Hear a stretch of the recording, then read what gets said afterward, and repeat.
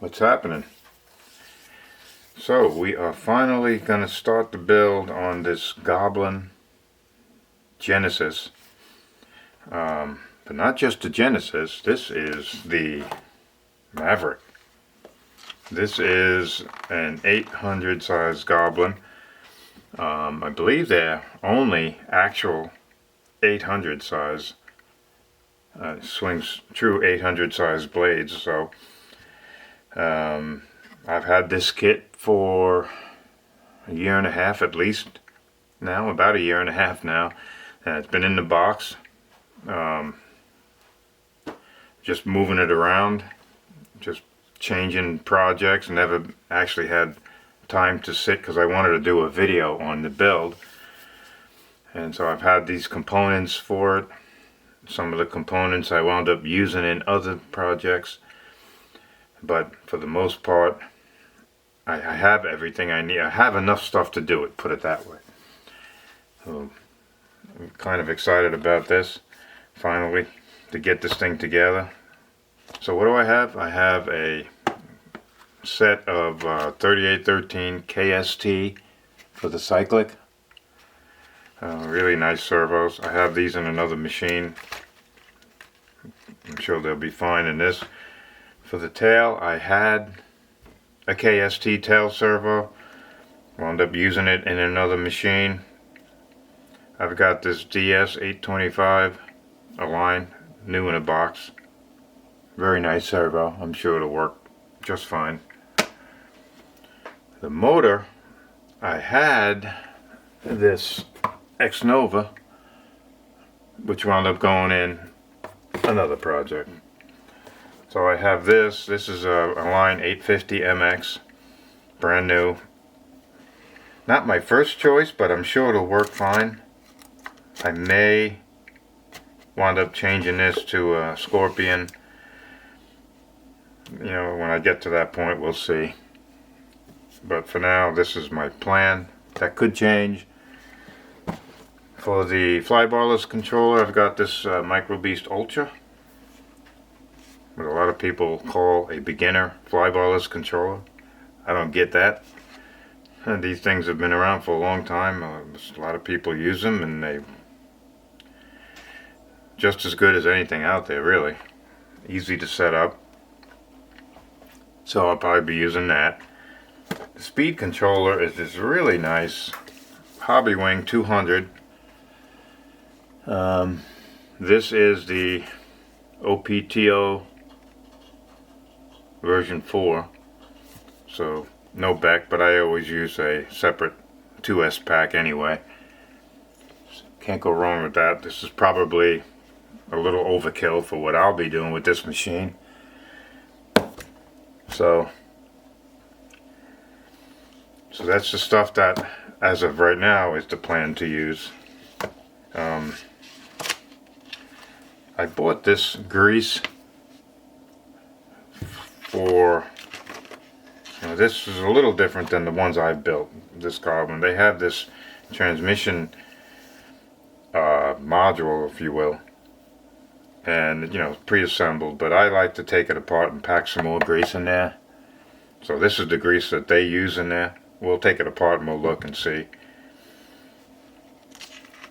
exactly what, or how much grease is in there, should I say. Other than that, it's a pretty cut and dry Goblin build. The tapered top of the main shaft, that's interesting. We'll see how that goes when we get to that point. I haven't seen that yet. I'm a transmission guy by trade. I've been fixing transmissions for 40 years. So some of this stuff is real interesting to me, how they go about doing this or designing it. We'll see. So I will probably follow this manual in the order that they say. They have you starting with the tail control rod, which is a little kind of strange. For some reason I don't know, they have you using CA. You got a threaded rod here that goes inside this hollow piece of carbon, You glue that in, and then this aluminum bushing goes over the top, about a ½ inch sticking out, right? So it's very nice design. But I just don't like using CA in this application. I don't get it. I'm sure it probably works, but I like to use epoxy here. It's just my preference. I don't know. I guess once this is all glued together and this bushing's over, it ain't going anywhere. But so what I'm going to do is clear all this off. I'll get out the pieces of the tail control rod, which is, I'm sure, not going to be very much to that, and we'll check it out and we'll be back. Alright, so I am moving on with the build here. I got out foam 1, which is this, and I gotta tell you, when it comes to packing this stuff, yeah, they're not playing around. So these are rear servo mount, I guess the elevator. This is the 2 aileron servos. Rear servo mount support, I guess, so that's going to bolt to that. Something like that, right? And then your pinion, the pinion, main drive gear, and this is for the tail belt. But I wanted to open this up on camera and so we could see what it looks like. So I loosened these 5 bolts, and yeah, they are really tight. So, and this is the tapered main shaft. I don't know if the camera's going to pick that up, but this is pretty unique. I've never seen that before, but I guess really that's going to keep it perfectly straight and tight too, right? But so I got these loose. Now we're going to open it up and just see how much grease they put in there. So let me get these bolts the rest of the way out. Yeah, they had this Loctited and assembled very, very well. In fact, I was close to putting heat on these bolts. I thought I was going to break them, but no, they all came loose. No problem. So let's take a look in here and see just how much grease they use on this. So let's take a look here.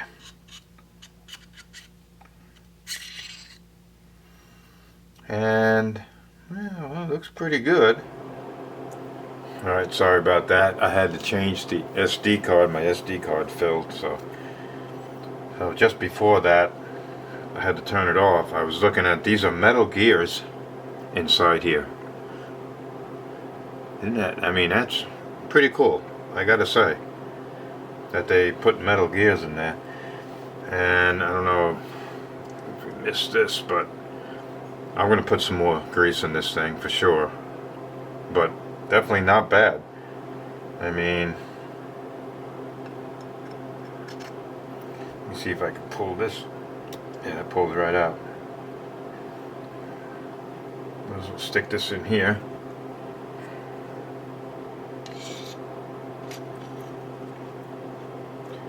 Very nice. Metal gears, pretty cool. I gotta say, I didn't know they were going to be metals, so very cool to take that apart and see that. And they got these locating dowels. Yeah, this is actually really nice. I like it. You know, this is nice. So I wanted to show that quick before I, get all this together, but I wanted everybody to see what this looks like inside, because it's basically already put together for you when you get it. So what I'm going to do here is assemble this. I'll put all this back together. I'll put a little more grease in there. That's just stuff. And then I'll go ahead and put all this together. They want you to put the main gear on there too. The unit is ready for use. Check page 39. Well, we'll get there eventually. But yeah, I guess the main gear goes underneath. And they want you to put grease in there. Pretty cool.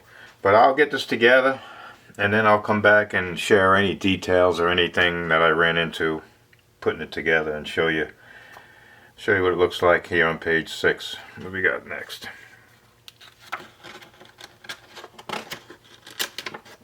Page 7.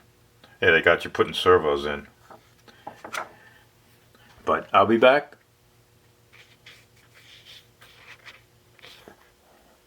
Okay. So I got this part of this assembly, this module together. Packed a little more grease in there. Had a little trouble getting the one-way bearing, the sprag over that secondary shaft, whatever you want to call it there.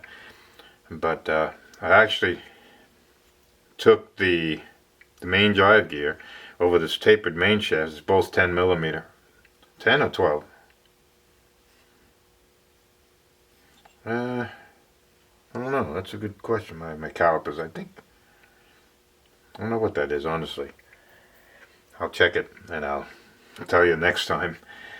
But anyway, I took the one-way bearing over this tapered main shaft and it went right on, and that kind of lined up all the rollers, and then I was able to just get it on there nicely. But it turns butter smooth, but with a little bit of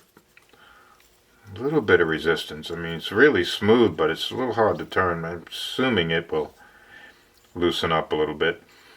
When they give you this little like bronze bushing and then 3 1mm shims, and I put all 3 of them in, and I mean, I don't feel any play. I'm assuming that's all they want is, you know, no, just take out all this axial play or whatever. And then, I mean, just a very, very nice design. Everything's metal, solid, I mean, nice and heavy duty. Just the way this all bolts together. It's really pretty cool. I like it. I'm impressed. You know, I had mentioned to some people that I thought this kit was overpriced. And it might be overpriced. It's like $1,800 kit. So yeah, it's probably a little overpriced, honestly, but when you start looking at how nice all this stuff is, you know, they really didn't spare any, you know, they spared no expense, so to speak. Really nice. I like it. And so next, they got you mounting servos next. I don't know if I'm going to do that or not. So they got you mounting the servos. I probably won't do that. I'll probably just skip the servo part for now and get onto the frame, because it's really just taking this bottom plate here. Like, where is that? Let's see. Yeah, I don't even know what these pieces are yet. These 3 aluminum pieces here. This obviously is the motor plate, which has to go here, right? But I'll probably go ahead and take care of this, do this, the battery guide, and get the frames mounted, because really this whole assembly just sits on top of it. I mean, this is literally the whole helicopter right here, the whole gear train. Not much to it, really. 120 degrees. Pretty cool. Anyway, so yeah, all these bags. Bag 2 with a bunch of little bags inside of it. Motor pulley. Oh shoot. Oh, I didn't see a set screw anywhere. It's not in there. And and everything was on this towel, so it must be in another bag. If not, I've got plenty of them. So, but yeah, it's very impressive. I like it. So next what I'll do is, like I said, I'll get these parts out. There are, let me see if I could show you this. Oh, coming back, hold on. This is the bag of bags. I mean, there's a lot of stuff to this. I mean, a lot of stuff. So, you know, just to find this, I had to take all these bags out just to find the stuff I was looking for. So, I will find these frame pieces. Let's see, bag 4, I guess. And where is this? Bag 4. Well, it must be in there somewhere. Like I say, I still don't know what these pieces are.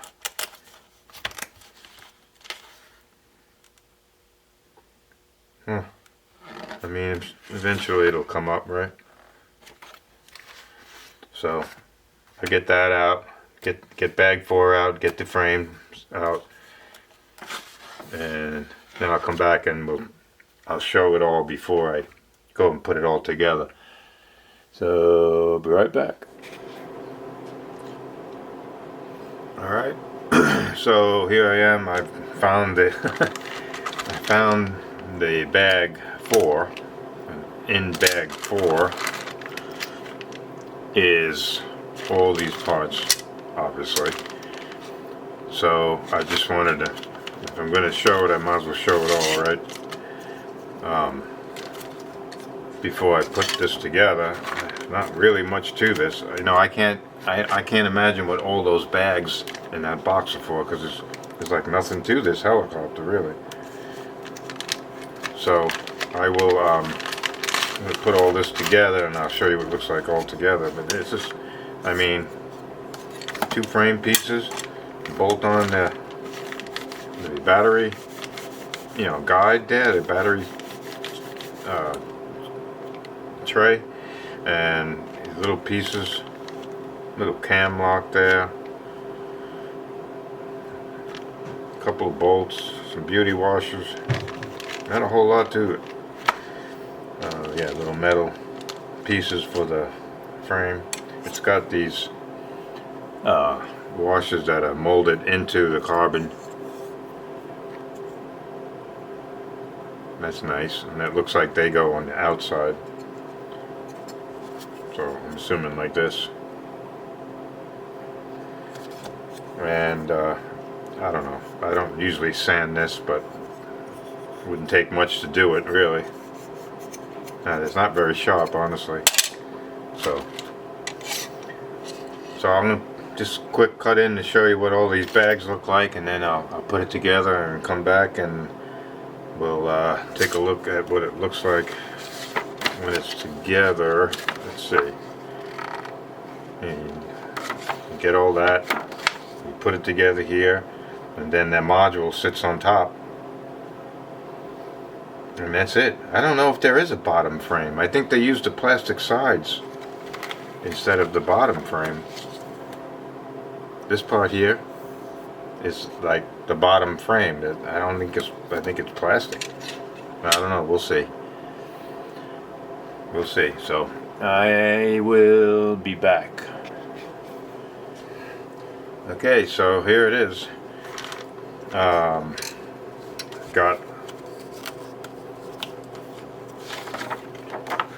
Went through this. I did sand this. First time ever I sanded the carbon, but and these battery guys, I thought they were plastic, but they're actually aluminum. So that's pretty cool too. And I put this there. So this is what this looks like when it's together. Not really sure how this actually functions.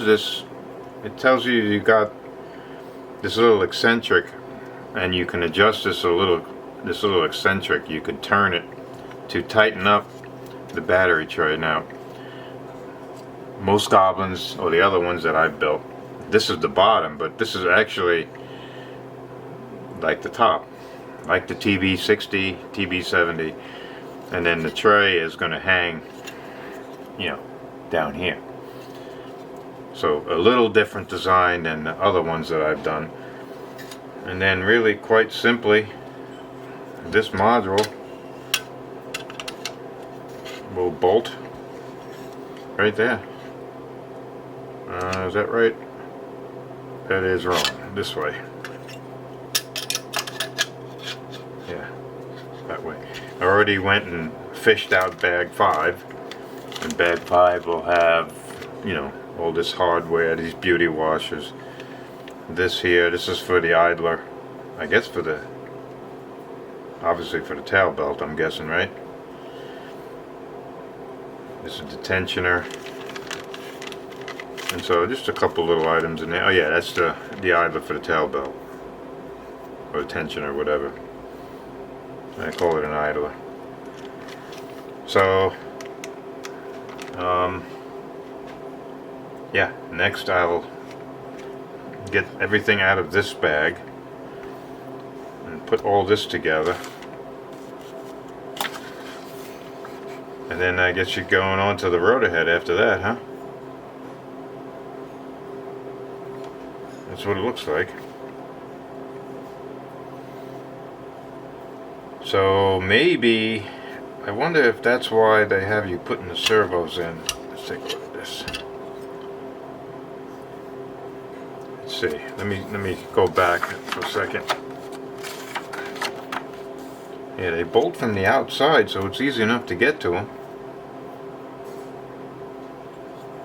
This way and this way. So I don't know. Let's see. Maybe getting these arms on, you know, you'd have to, when I would go and just, you know, find the center with my servo tester, I'll get the arms centered before I put them on. And then I don't have to worry about tightening any of these. Just want to make sure I don't have to backtrack, you know. So anyway, I mean, really couldn't be more simpler than this.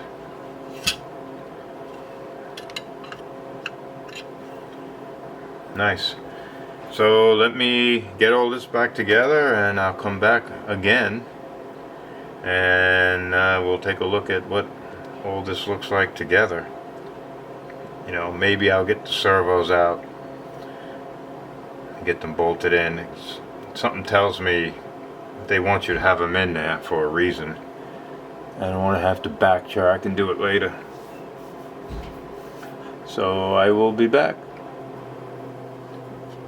Alright, so I'm back with the finished product of the frame assembly here. I've done all this part here. I've got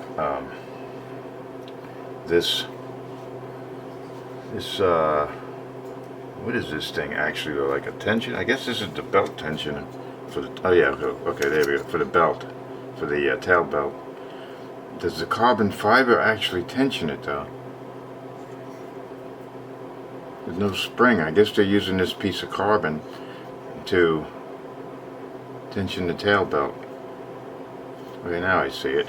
Probably, yeah, it makes perfect sense. Yeah, that's pretty cool. So I must keep it really snug, because you got this other piece on top here that stiffens that. Nice.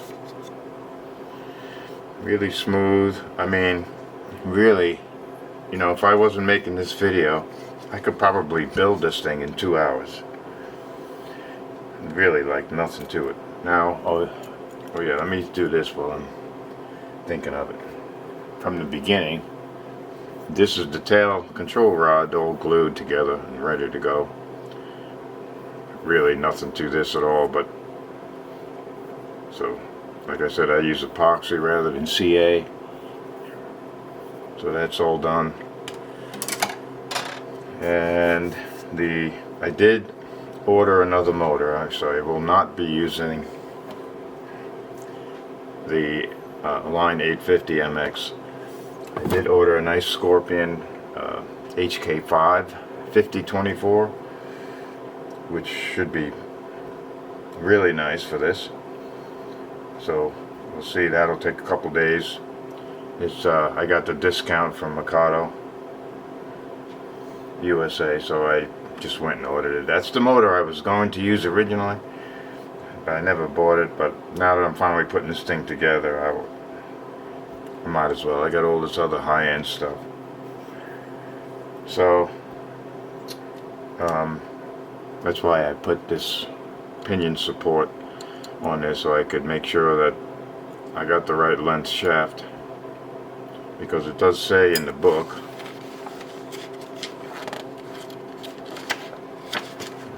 back when you get to the motor, I guess, a max of 40 millimeters.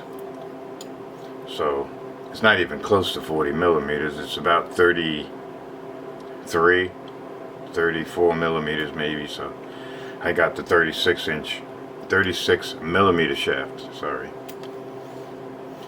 So next is they got you playing with the rotor head finally. Interesting on the rotor head, as I was looking through this,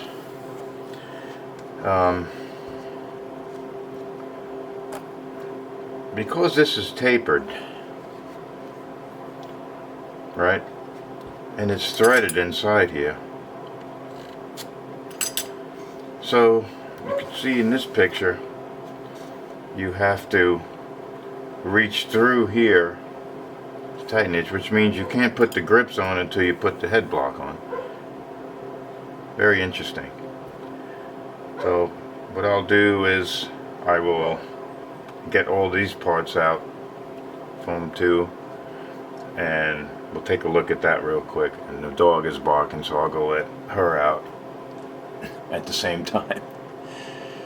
So anything else I wanted to mention on this? I don't think. It's really cut and dry simple.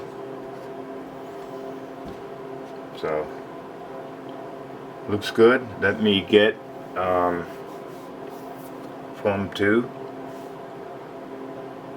bag 6 and 7 out, and we'll come back and take a look at that.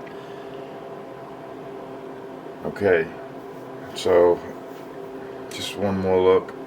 First thing I want to say is I finally took a look at the video in between these segments, and I noticed how dark the video has been, so I want to apologize for that. Probably should have looked at the video, but there's no way I can go back and reshoot all that, so it is what it is. Sorry about that. I hopefully fixed it in the last one. So I've got foam 2, which is all the rotor head stuff, and bag 6 and 7, which has all the bearings and stuff that I guess you use as uni balls, as they call it, SAB, for the swash plate. So looking at this head block, this is the one thing I'm going to say I'm not really so keen on. This head block, it goes on this tapered main shaft, and then you have to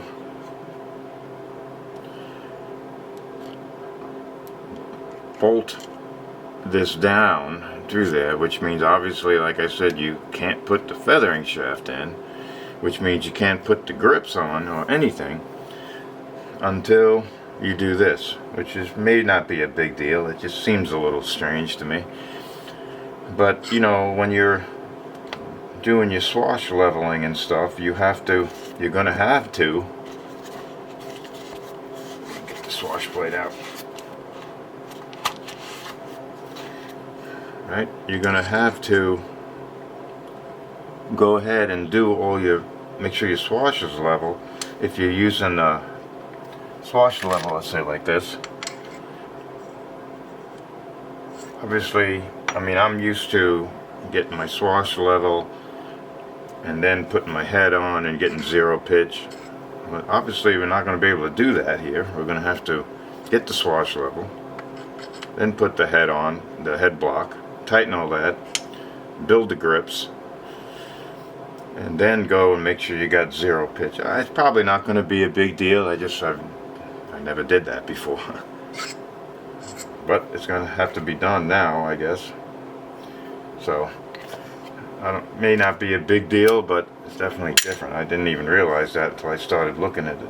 Oh, and I did measure the bane shaft is 12 millimeters, obviously. This feathering shaft is 10. So typical stuff there. Nothing really crazy about that. Blade grips. Let's see.